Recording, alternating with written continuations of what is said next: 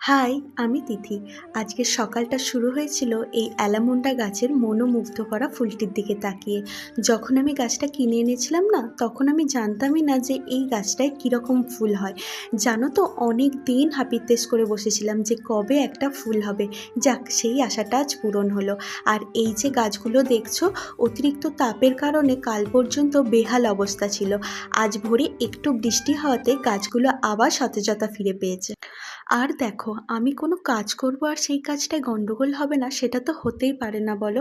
আমার সাধের ইনডোর গাছটায় একটু জল দিতে গিয়ে সিঁড়ির চারপাশে জল পড়ে গেল। চলো আগে এই জলটা মুছে পরিষ্কার করে নিই, না হলে মায়ের কাছে বকা খাবো। এই সব কাজ করতে করতে প্রায় 10টা বেজে গিয়েছিল, তাই আমি তাড়াতাড়ি খেয়ে চলে গিয়েছিলাম আমাদের ছোট্ট বাগানে। কিছু সবজি আর কিছু ফুল গাছ লাগানো আছে। মা সকালেই আমায় বলেছিল কিছু সবজি হয়েছে সেগুলো তুলে আনতে, না হলে হনুমানজি তার দল বল নিয়ে সব সবজি খেয়ে চলে যাবে।